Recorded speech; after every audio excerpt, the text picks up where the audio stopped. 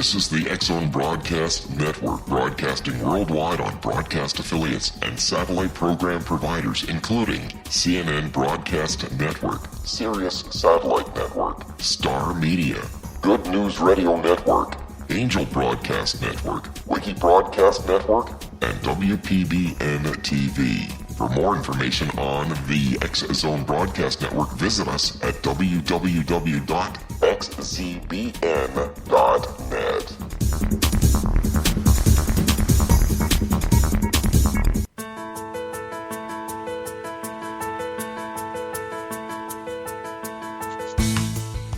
Hi, curious minds out there in our ever-expanding radio land. Welcome to CC with BB, Connecting with Coincidence with Dr. Bernie Beitman, MD. That's me. This is the only radio show in the world dedicated to the study of coincidences, synchronicity, and serendipity.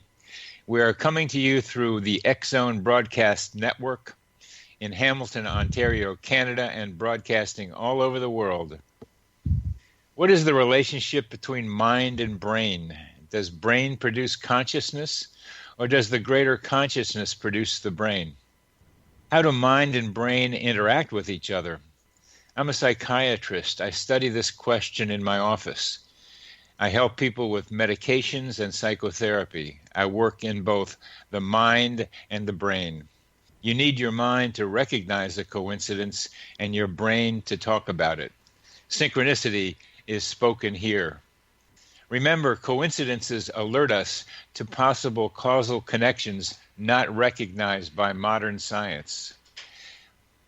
If you study your own coincidences, you will increase your curiosity about reality and how it works. The phrase connecting with coincidence is my coincidence brand. It is the name of my book, my Psychology Today blog, my website, and my social media sites. To find any and all of these, please put, quote, connecting with coincidence, end quote, in your search engine. You will come up with my website if you want, and you will be able to go to my weird coincidence survey on that website to find out just how sensitive you are to coincidences. One of the effects of studying coincidences is alerting us to probability, the question of how probability plays a role in our understanding of the explanation and perhaps causation of coincidences. How do you determine the probability of a coincidence? When is it possible to explain a coincidence only in probability terms? In many, if not most coincidences, multiple lines of influence produce the outcome. I call these multiple lines vexing vectors. Vexing vectors. These vectors are lines of varying force that influence an outcome. The various forces creating coincidences include probability, personal responsibility, possible parapsychological events like telepathy and clairvoyance, as well as the fun of this is figuring out the mystery that contributes to many coincidences. Remember that probability is always present in every coincidence. Estimating the probability opens the way for other possible explanations, because probability isn't always and mostly isn't the only way to think about explanation. However, statisticians use probability in a way that they seem to say, it happened, therefore it could happen, and there's a probability to its having happened, so probability explains it because there is a probability that probability happens. But this is implicit circular reasoning. But I recognize that this is a difficult idea to grasp. But today we have help.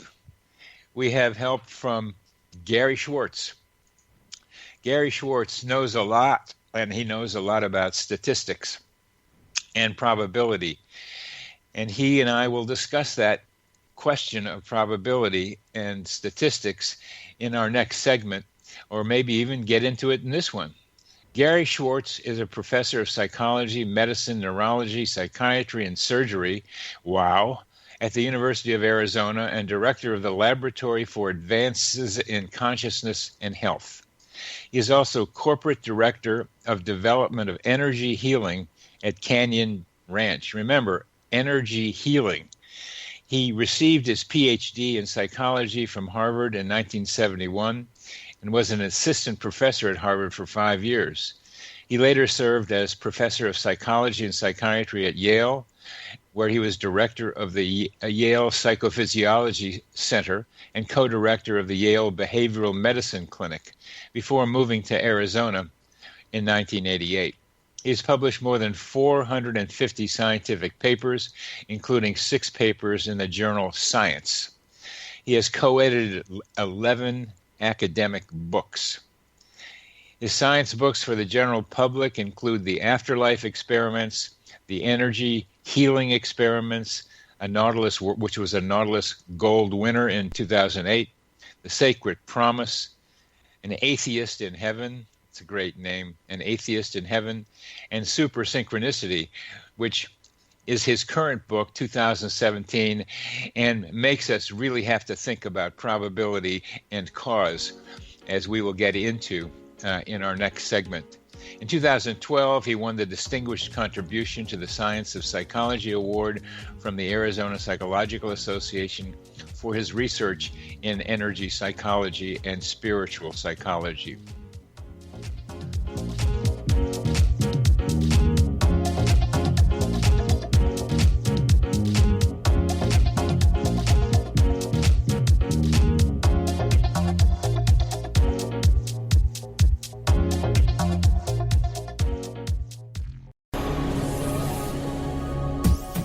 This is the X-Zone Broadcast Network, broadcasting worldwide on broadcast affiliates and satellite program providers, including CNN Broadcast Network, Sirius Satellite Network, Star Media, Good News Radio Network, Angel Broadcast Network, Wiki Broadcast Network, and WPBN TV. For more information on the X-Zone Broadcast Network, visit us at www.xzbn.net.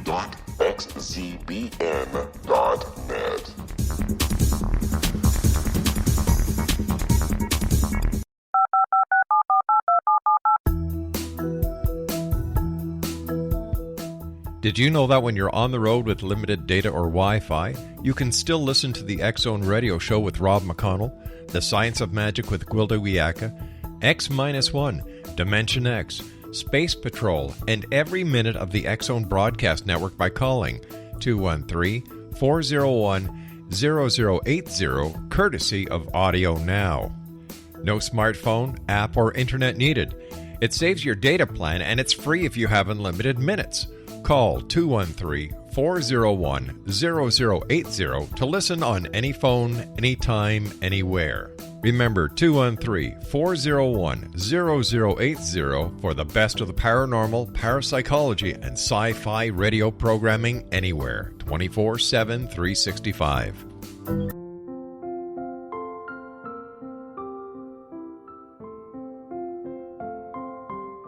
I am Dr. Carl O'Helvey, founder, president of a new cancer foundation focusing on evidence-based physical, mental, and spiritual interventions, including natural cancer cures, prayer, meditation, affirmations, nutrition, and other related holistic cancer prevention and cure modalities.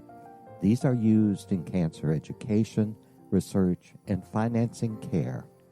I ask for your help to continue this important work by donating at www.holisticcancerfoundation.com.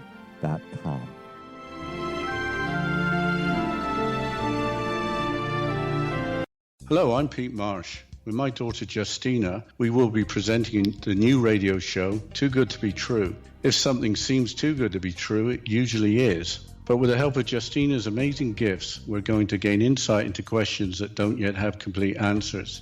Have you wondered who built Stonehenge and for what reason? Why are crop circles found in the same region as Stonehenge and elsewhere? Are crop circles a hoax, or are they created with technologies that we have little knowledge of? Who built the pyramids in Egypt and also in other countries? How and why were they built? Was the Titanic switched with the Britannic as part of a gigantic insurance fraud, or for more insidious reasons? What caused the Tunguska event when trees were flattened over an 800 square mile area in Siberia? Will the new insights be too good to be true? Well, that will depend on what you are prepared to believe. Please join us as we start on this journey together. For more information on Too Good to Be True, visit www.xzbn.net. Little children aren't the only ones afraid of the dark. Millions of soldiers return from war zones with PTSD, anger, frustration, fear, and loneliness, much of which surfaces during the darkness of the night. You have the chance to change the lives of these American heroes. Songs and Stories for Soldiers.us provides free MP3 players for these men and women. With a list of 3 million songs in 16 different styles, 100,000 audiobooks, and 30,000 old-time radio programs, every veteran can find something to soothe and comfort them at no cost. All our players contain an 8-hour audio program designed to help veterans fall asleep. With 1,500 plus vets now participating, it's our goal to deliver 10,000 audio players this year. Go to our website at songsandstoriesforsoldiers.us. Help us help a veteran make it through the night.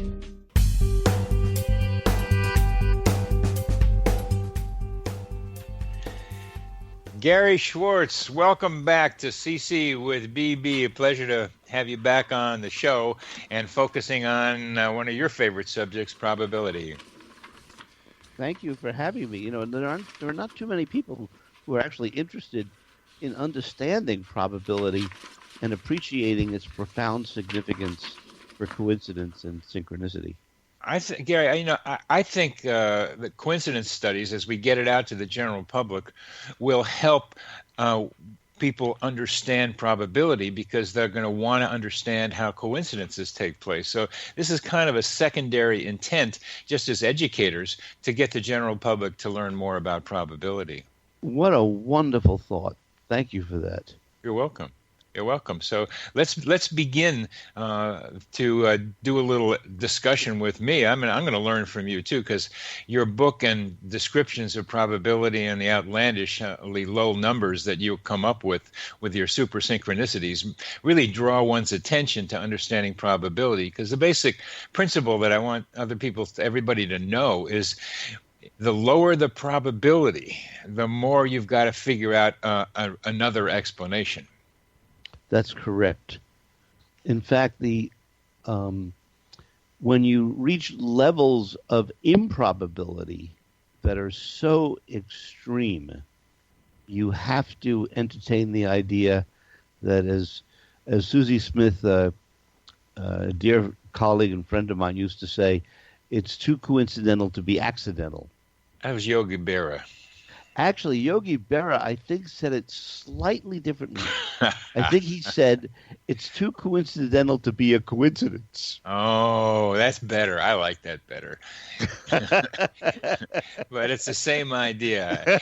Absolutely. I think Susie got it from Yogi, to tell you the truth. And try to say it better than he did, yes. Yeah, so how do we determine the probability of a given coincidence and whether it occurred by chance? Okay. Let's start at the simplest level. Yes. And what I hope that your listeners will appreciate is that this little abstract period of time that we're going to talk about, it's really very simple to understand if it's taught in a clear way. And secondly, it turns out to be very profound very quickly when you realize what it means for understanding non-random connections between all of us. That's why connecting with coincidence is also about connections between things in general, and to what extent are there forces that are bringing them together, and how do we infer that? Okay. Good. So let's start with the basic idea from statistics and its theory.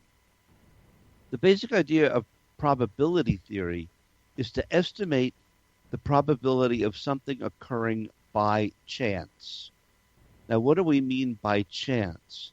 What we mean is that these events can occur, and they can occur based on a fundamental assumption, which statisticians make in the abstract world, but may not actually exist in the real world. Mm-hmm. So, for example, everyone's familiar with flipping coins. And you know that if we flip a coin, and we're not very skilled at it, skilled meaning we're not skilled at manipulating it, if you have, let's say, 100 students in a class, flip a coin 10 times, and then you calculate the average number of heads that occur in that 10 flips. The average number will be 5 heads and therefore 5 tails. Now, some of the students will have gotten 6 heads. Some of them will have gotten 8 heads. Some of them will have actually even gotten 10 heads. All right? That's possible. The assumption that we make, though, but some of them will also have less. Some of them will have 4 heads, 2 heads, 1 head, or even 0 heads. Now, how do we calculate the probability of that occurring by chance? Well, what statistics assumes is that each event is independent of the next event. So the first thing you have to assume is that when you flip one coin and then you flip it again, the one in the past doesn't influence the one in the future. Right. You're always starting over from the probability of the independent or individual coin. And since the coin only has 2 possibilities, heads or tails, the probability of getting a head or a tail, if each event is independent, at any one moment is 50%, or 1 over 2. Now, we all understand that. So because there's a 50% chance of getting heads and 50% chance of getting tails, on the average, you should get 50% heads and 50% tails when students are flipping coins. Now, here's how I demonstrate for students to see when did they start questioning whether it's, quote, non-random, or whether there's something that is influencing the coins. And so I'll do a demonstration for students. I'll flip a coin, a quarter, and I'll show it to the students that it's got a head and a tail. I'll flip it, and it turns up, let's say, heads.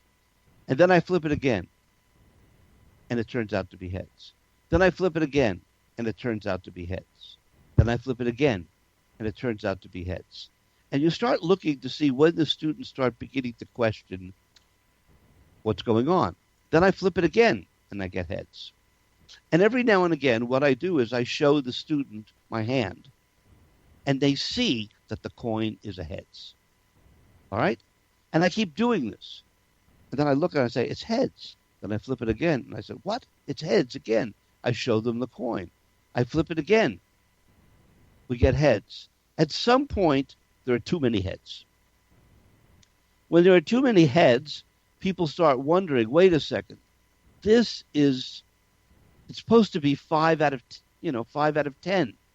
I've now flipped it 12 times. Gary, I'm getting conspiracy theories going on in my mind. Yes, exactly. Yeah. So I ask the students, I say, how do we explain this? And the students say, you've changed the coin. So I show them the coin. And they say, oh, the coin is the same. And then they say, oh, you must be really good at flipping coins. You must have learned how to flip coins. Right? That's a possibility. And I say, no, I really can't do that. By the way, I can't. You didn't go to a school that taught you how to just come up with heads. Exactly. Okay. I did that with coin flipping thing. And then they say, what you're doing is you're substituting the coin. So you show it to us, but you've got a hidden coin. And then I say no. And then they say, well, it could have occurred by chance. And the answer is yes. There is a probability that we could calculate that determine that would occur. Yeah. So then I keep doing it. And now they're getting really upset because it happens every single time. And then I say, do you want to know how I do it? And I say yes. And I say, okay, how often do I show you the coin? And they think about it and they say, well, you show it to us every now and again. I said, that's correct. What I'm actually doing is I don't show it to them when it's tails. I lie. Oh, Gary, in front of those nice, naive minds. Oh. Right. Now, why do I do this? I do this for them to understand that at some point we begin to question whether it's really not independence of events. Uh-huh. At some point we begin to say it's highly improbable. Mm-hmm. Now the question is, how improbable does it have to be before we begin to question the chance hypothesis? Yes. That's the question. Yes. Now, science, in psychology, our general rule of thumb is that if something happens, that the probability of it occurring by chance is 1 out of 20, and or which is called 0.05 probability. If it goes down to 0.05, we say in psychology it is, quote, statistically significant, and therefore there's only a 5% chance that it's occurred by chance, and there's a 95% chance that it wasn't. Now, if we get p less than 0.01 or 1 in 100 by chance, we say it's p less than 0.01, which means that there's a 99% chance that it wasn't by chance, it wasn't independent, and therefore there was something influencing the pattern of results. Yes. And therefore, so we're inferring some sort of process. Yeah. All right. If it's 1 in 1,000, we say that that's highly statistically significant. If it's 1 in 10,000, you've discovered something that's highly reliable. Now, when you say highly reliable, explain that a little bit. Well, what it means is that the probability of you repeating the experiment and getting the same result is very high. So the lower the probability, the higher the reliability. Yes, the replicability. Thank you, replicability. Yes. That's good. The reproducibility. Oh, that's easy. Reproducibility. Yeah. Yes. Okay. So, however, even if something occurs 1 in 10,000 or 1 in 100,000 or 1 in a million, it could still happen by chance because there's still a 1 in a million chance that something could happen by chance. Yeah. In fact, I'll never forget that there was a researcher by the name of Dr. Darrell Bem, who's a professor at Cornell, who did research on precognition, did a whole series of studies.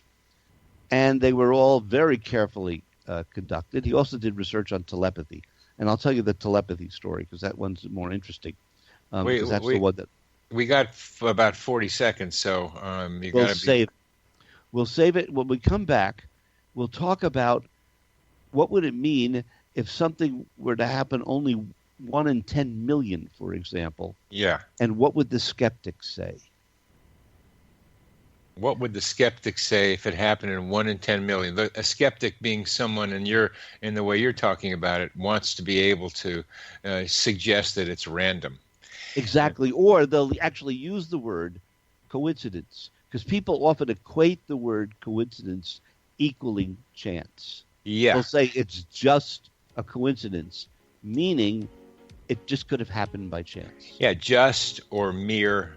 And one of the things we'll get to, too, is what do we mean by a random universe? Because one of the things you taught me is that we have to question the randomness idea of the universe, that there's much more interrelationship of parts going on than the random guys want to admit. And we're going to get to that in the next segment when we calculate how long it would take for this to occur by chance. Yes, we will.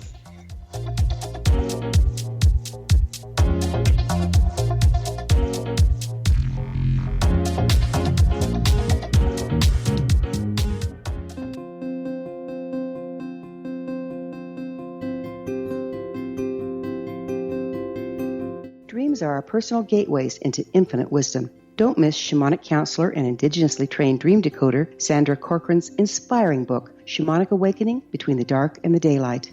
This remarkable work chronicles Sandra's 35 years of experience with diverse wisdom keepers and her initiations throughout the Americas and across the British Isles, Turkey, Greece, and Egypt. Sandy's knowledge of symbology, psychology, and myth influence her dream blog and workshops.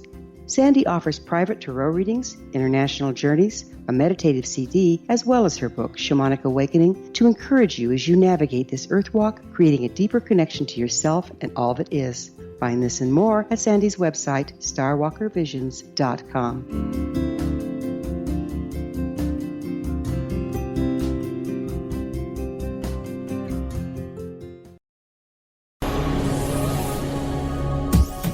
This is the X-Zone Broadcast Network, broadcasting worldwide on broadcast affiliates and satellite program providers, including CNN Broadcast Network, Sirius Satellite Network, Star Media, Good News Radio Network, Angel Broadcast Network, Wiki Broadcast Network, and WPBN TV. For more information on the X-Zone Broadcast Network, visit us at www.xzbn.net.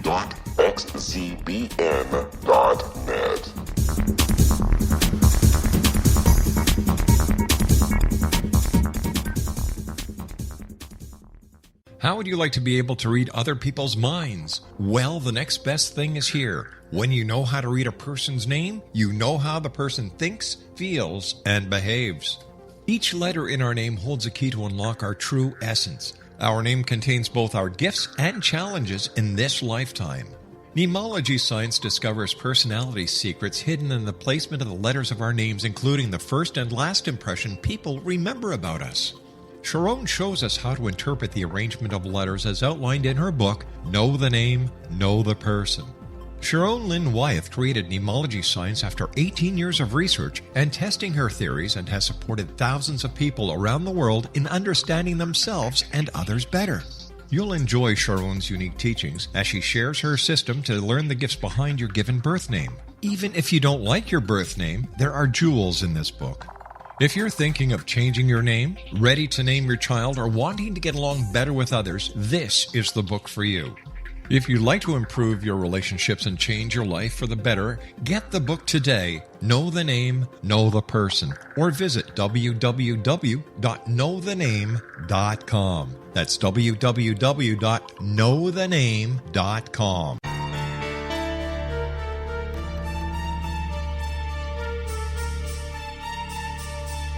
Hello, I'm Justina Marsh, and with my dad Pete, we are going to present a new show called Too Good to Be True. Together, we are aiming to discover more truths about this world and beyond. Do you have unanswered questions about the world? Do you ever wonder about aliens, conspiracy theories, or the universe? There are many shows discussing subjects such as pyramids or UFOs, but we want to relay this information based on our own research, including from spiritual means. Hopefully, listeners will be helped with their own beliefs and will appreciate the psychic insights that add to the previous research and information. We both look forward to sharing this insight and beginning this journey with our listeners. Visit xzbn.net for more information about when to listen.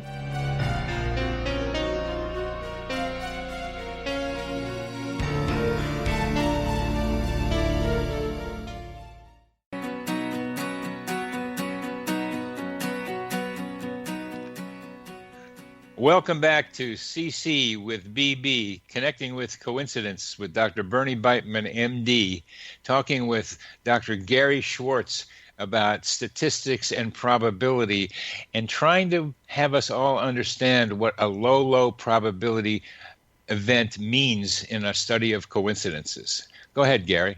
Okay, we're almost done with the boring part.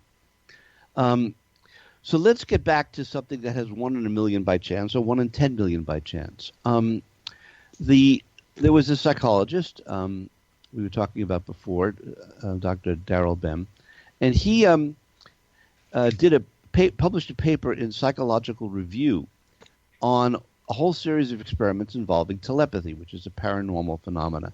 And these were very carefully conducted, double-blind experiments, so on, really well done. And when you looked at the probability of all these replicated experiments, which you can calculate occurring by chance, it was like 1 in 10 million. I'm giving it a guesstimate of the probability. I don't remember it perfectly right now. Anyway, that was ridiculously improbable that this would have occurred by chance. And I raised my hand because I went to this colloquium and I said, if we're to accept the canons of science and take it seriously,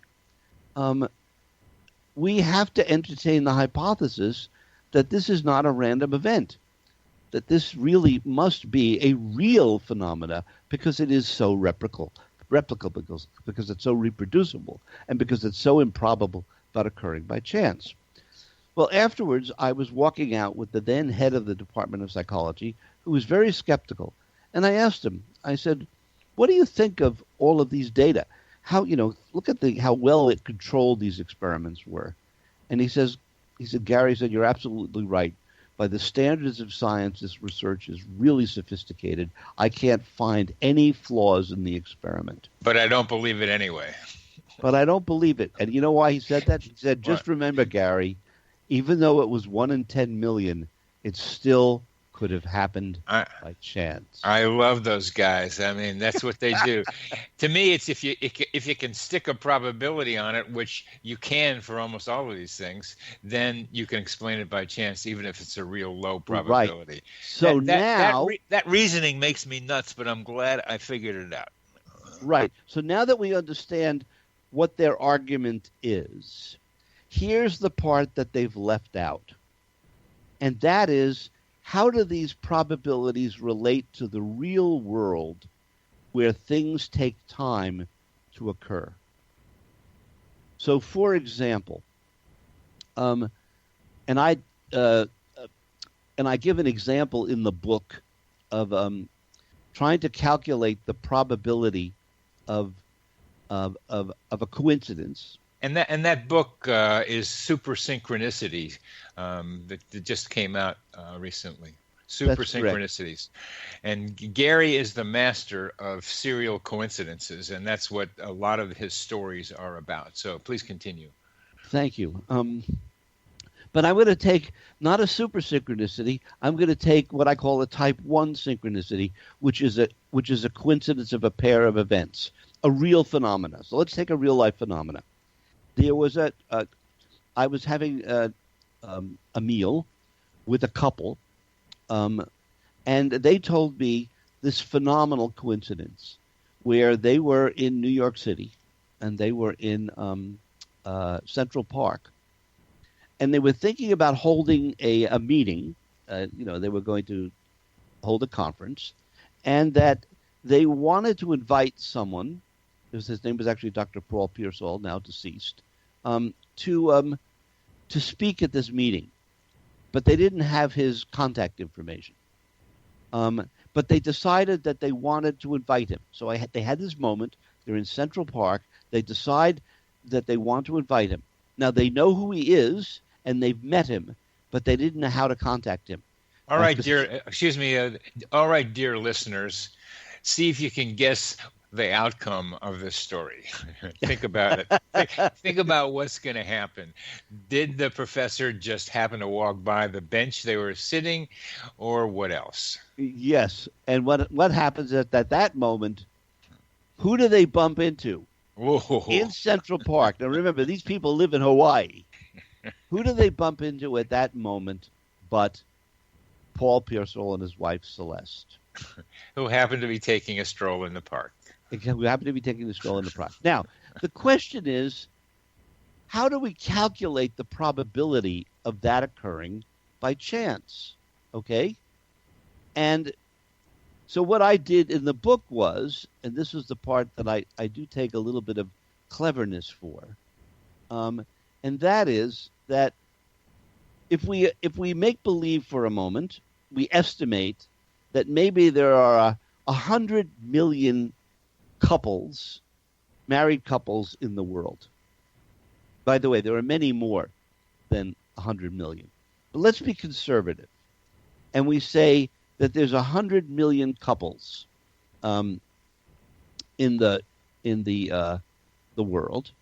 How do we calculate the probability of two of those couples being in the same place at the same time, bumping into each other?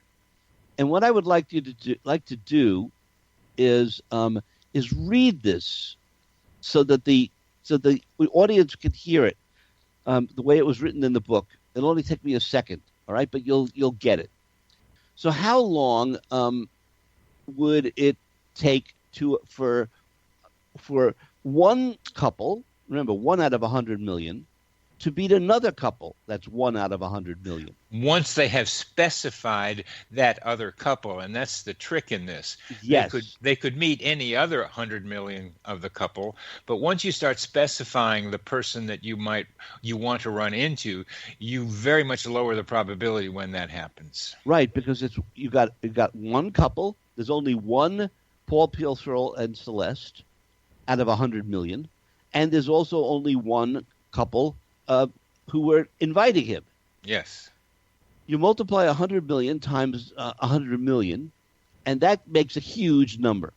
It comes out to I'd have to count all the zeros, but it comes out to 10,000 trillion or 10 million billion. It's a big number. Now, what does that value, how does that translate into time? And time is what we really want to talk about here. Yeah, that's right. That's right. How long would it take for that to happen by chance?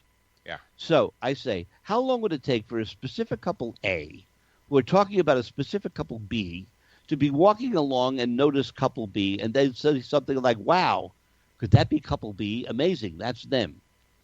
So I say, for ease of calculation, let's estimate that this takes maybe 1 minute in Earth time to occur. So it takes a minute for this process to occur. Now, being conservative again, let's give couple A every opportunity to bump into couple B. Let's imagine that our two couples can be walking around, possibly bumping into each other 24 hours a day, 365 days a year, even though this is not biologically possible. People have to sleep, eat, work, etc. So we're making a ridiculous, we're giving this every possibility to occur in time. I'm being very conservative here. So using the values we've already calculated, which I did before, I've calculated that there are 525,600 minutes in a year. So when we divide 10,000 trillion by that number of minutes, that 500,000 minutes, we get a number which is 19,025,875,192,258, which of course is, what does that mean? Now, we divide that number by, because that's now years, when we now divide this number by 13.7 billion. Now, 13.7 billion is the agreed upon consensus age of the universe. The result, it comes out to be 1,388. So what does that mean? What that means is it would take, if you did this 24 hours a day, 365 days a year, have these couples bumping into each other randomly. It would take over 1,000 times the age of the universe for those couples to have bumped into each other by chance. So that's now a way of turning this into a practical probability. Now, somebody could turn around and say, yes, but there are 100, what would happen if we did this for 100 million people? We have everybody stopped working. Everybody stopped sleeping. It wasn't just a pair of people doing this. Well, that would reduce it enough to the point where it might only be 1 billion years per family. But remember, the average human lives how long? 100 years? No, maybe 75 years? We're talking about more people than have ever lived. So even though the statistician will say, well, in an infinite amount of time, with an infinite amount of people, this could happen by chance. In real life, in real time, this becomes what I call astronomically improbable. And so certain coincidences are not just 1 in 10,000 or 1 in 10 million. They're literally 1 in hundreds of billions or hundreds of trillions. And those probabilities become impossible, essentially, to happen in the physical world. Okay, and there's a couple of steps in your calculations that I couldn't follow. Sure. But and I think I can suggest the readers go back to your book to be able to look at it. The problem in talking about probability is you have to then do the calculations. Yes. And so I hope your listeners, it's not difficult. You just have to take into account minutes and hours and length of universe and so on and so forth. Here's the take-home message. That certain things are just ridiculously improbable to have occurred by chance. Yes. And if they haven't occurred by chance, and it's not reasonable to make believe that they could have occurred by chance, i.e. to speculate in an abstract sense, then what we have to do is we have to look for some sort of real connection, a real process. There's something going on that helped produce those two couples running into each other in Central Park. Yes, and that those things go beyond what we typically think of as in the conventional world. It takes us to the paranormal, and it takes us to the spiritual. Because our current explanatory models are not going to be able to explain them.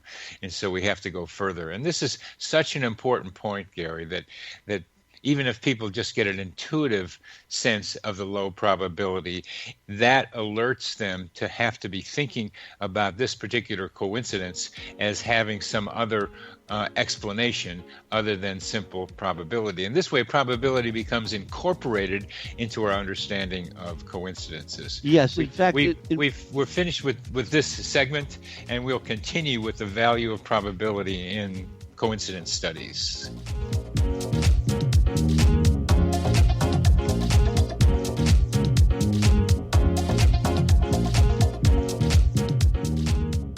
Hi everyone, Rob McConnell here, and I wanted to spend a moment on internet streaming. Everybody has heard about internet streaming, but not many know much about it. Did you know the internet streams just about everything? Movies. From new releases to old classics. TV shows. Almost every show, every episode, and much more. But the question has always been, how do you do it? Well now, thanks to the folks at 123 Ready TV, I have the answer for you. They have developed a simple program app, 123 Ready TV, that you install on your Windows PC, Android smartphone, or Android tablet that can have you streaming like a pro in less than 5 minutes. You truly won't believe how much is available or how easy it is to do until you try. And for a one-time cost of only $19.99, this product is a real winner. To learn more about 123 Ready TV, visit our website at www.xzbn.net.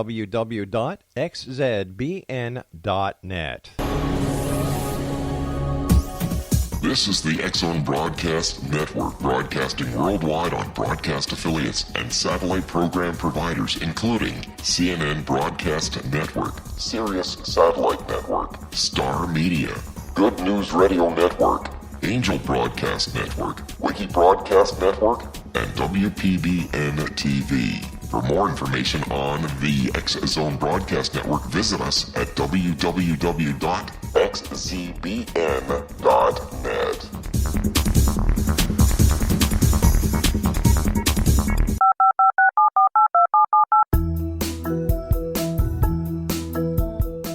Did you know that when you're on the road with limited data or Wi-Fi, you can still listen to the X-Zone Radio Show with Rob McConnell, The Science of Magic with Gwilda Wiyaka, X-1, Dimension X, Space Patrol, and every minute of the X-Zone Broadcast Network by calling 213-401-0080, courtesy of Audio Now.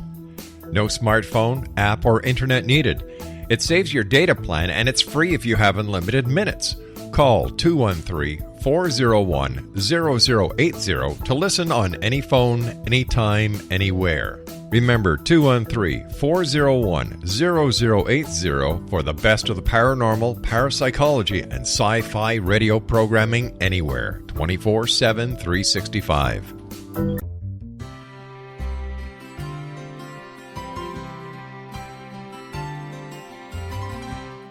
True healing must address 4 levels: physical, emotional, mental, and spiritual, for us to live joyful and productive lives. We tend to treat 3 of the 4, leaving the spiritual languishing. If you're tired of the same dysfunctional patterns cropping up in your life, Soul Balancing is for you. Trixie Phelps, owner and founder of Soul Balancing, is a naturally gifted energy healer trained in numerous esoteric forms, including shamanism. Trixie has created a powerful modality that safely and effectively clears your energetic field. A Soul Balancing session can remove interference, heal trauma, and restore your hope. Contact Trixie for a life-changing long-distance session today, www.soulbalancing.world.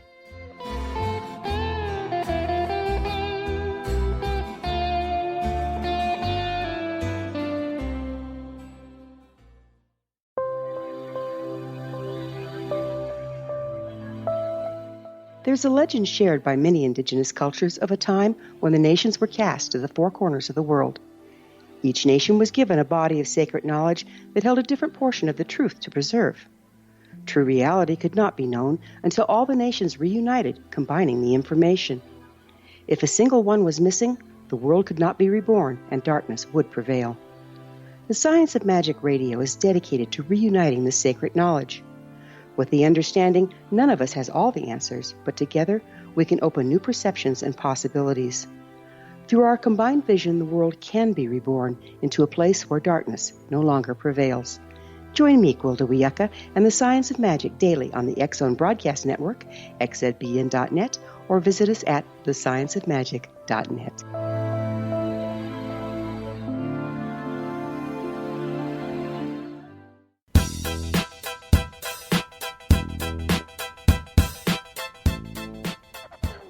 Hey, welcome back to CC with BB and my super guest, Gary Schwartz, talking about super synchronicities and probability. And the take-home message for you is if you have a sense that the coincidence you're seeing seems like a low probability event, that's a clue for us to be looking, for you to be looking at other explanations besides statistics and probability. Right. In fact, in my book, Super Synchronicity, which focuses on events, what you call serial coincidences, where there are 6 or more events, not just 2, but 6 or more occurring in a close proximity in time, and which are ridiculously improbable. I provide evidence for more than 13 of them in this book. And each one has a lesson. Each super synchronicity has a lesson. And the first one, which is called Super Synchronicity in New York City, the lesson from that synchronicity, which is the very first synchronicity I ever experienced, which happened to be a super synchronicity, the lesson is follow the evidence that is way beyond chance. which is what you were saying. So if something happens in your life and you begin to realize that the probability of it occurring by chance is very low, pay attention to it. Follow it and see where it takes you. Yeah. And I hope that I and others will get into the iterative process of seeing a low probability, thinking about the explanation, and then examining the probability as well as they can. One of the things that I hope you're going to be helping people with is just how to think about estimating probabilities of coincidences. Sure. If you'd like, I'll briefly share the very first synchronicity that I had. The corgi dog. The corgi dog one. Only because it illustrates the process of there being too many coin flips, or too many numbers, or too many ravens, or too many dragonflies, or too many whatever. Okay. Yeah. Monkeys. So. Or monkeys. We should get to monkeys at some point. I hope we do. Okay, we really should, because you know how this happens. You start. There are moments when these things congregate, and I have had a few very odd monkey moments occurring in the past few days, plus a spontaneous email from Kelly, who is the supreme. Monkey super synchronicity serial coincidence person in the history probably of the universe. That's right. So let's give an example. How did this begin for me personally? Well, I was a professor at Yale, and I was raised in conventional materialist science. I believed, which was what I was taught by my professors, that the brain creates consciousness, that literally the mind is a construction of our material neurons, and that there is no paranormal phenomena are not real. There is no greater spiritual reality. There is no God or universal mind or whatever. And that's how I was raised, and that's what I, quote, believed. And then odd things started happening in my life that led me to question that. So, and the first thing that I noticed that was odd was that there were too many 11s in my life. Now, what do we mean by that? And now you have to understand, I am a math. I'm a math guy. I'm a statistics guy. So, if the universe is going to catch my attention, I'll do it with numbers. It's got to start with numbers, so that I can put a probability on it. Okay. Okay, it's got to shake my consciousness. Yes. All right. So here's how it started to shake my consciousness, and then we'll get to things that your audience will really be able to appreciate, because it's more personal. But this was personal for me. I began to notice that there were too many 11s in my life. So, for example, and I say too many. What do I mean by that? My office at Yale was 1A. And, of course, A is the first letter of the alphabet, so it was a 1-1. Now, why did I notice that? Because there were other 1s and A's in my life and other numbers that were adding up to 11. So, for example, the building that I was in, it was around the corner from a street called Kirkland Avenue, and it was spelled K with 11 letters. That's the way it was. I had to take exit 56 to go home, which was in Guilford. 56 adds up to 11, which put me on Route 1A, which was, again, 11. I ended up going to my house, which was 326 Colonial Road, and 326 added up to 11 in the state of Connecticut that had 11 letters. I then discovered that if I added up my phone number, which I now don't remember, the numbers added up to 11. Or if I took my license plate and took the letters and gave them numbers and then added them up and plus the numbers and reduced them down, the numbers added up to 11. My birthday was June 14, 6/14. 6 plus 14 added up to 11. There were too many 11s in my life. Now, how did I know that there were too many 11s? Well, one of the ways that I could know that was to see whether this happened to other people. In other words, was it common for people to have this many 11s in their life? So that's what scientists do. One of the ways that you estimate whether something is probable or not is you look to see how frequently it occurs. So I, being a boring scientist, what did I do? I went around and asked students, I asked staff people and so on, if they had 11s in their life, their office numbers or their houses or their streets that they were going to. Or I asked them if they had other numbers that might add up to that. And what I discovered was, I mean, I only did this with about 50 people, but what I discovered was that nobody that I bumped into had that many 11s. The variability is your willingness to find non-11 numbers and then see if there was an 11 in there. So not everybody's going to do that. Exactly. I had to become open to the possibility of seeing this, to see relationships in numbers. But again, remember, Yes. I was a number guy. Yeah. So I already had those skills. Now, So can when other you, people? when you Yes. went around asking other people, they weren't number people as like you.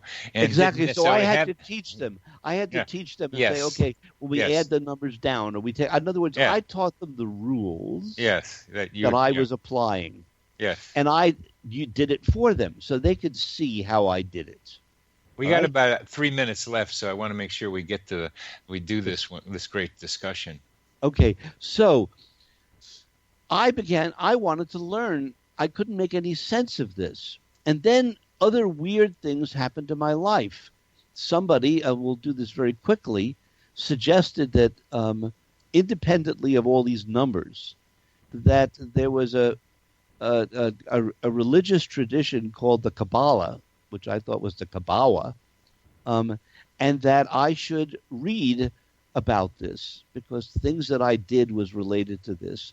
And they just started publishing this in New York. So I went to New York to see if I could find a book on the Kabbalah. Now, this was in the early 1980s, and there were virtually no books. There was no Madonna at this point. There was no, this was mostly secret knowledge unless you knew Hebrew. And anyway, there was a book published called Kabbalah for the Layman. And I read this book. And in that book, I stumbled upon a chapter called Numerology. And they talked about taking numbers and letters and doing exactly what I did. Mm-hmm. And they talked about how the number 11 was called a master number, and it was very important in that metaphysical tradition. So now I've got another coincidence. Mm-hmm. I've got a coincidence of seemingly independently from discovering these 11s. A black medical student teaches me about this esoteric metaphysical belief, which I then feel the need to see whether I could learn about, and then discover that what I had done was rediscover an ancient tradition, which I realized, again, was statistically improbable. And that then was what took me, as you said, to the corgi, which was absurdly improbable, which was my way of being able to stay connected to this tradition, which was inappropriate for me to learn about at that time. I don't know if we have time to share this now or not. The corgi story. Yeah. I think to summarize it, you saw in one day a bunch of corgi dogs on the streets and ran into variations on the theme in many different ways. But I don't think we're going to have time for that. Right, it doesn't, and that's not important. The reader, your listener can go if they want to see it. The critical thing was to become continually open to highly improbable events. Yes. And then be willing to connect the dots between them.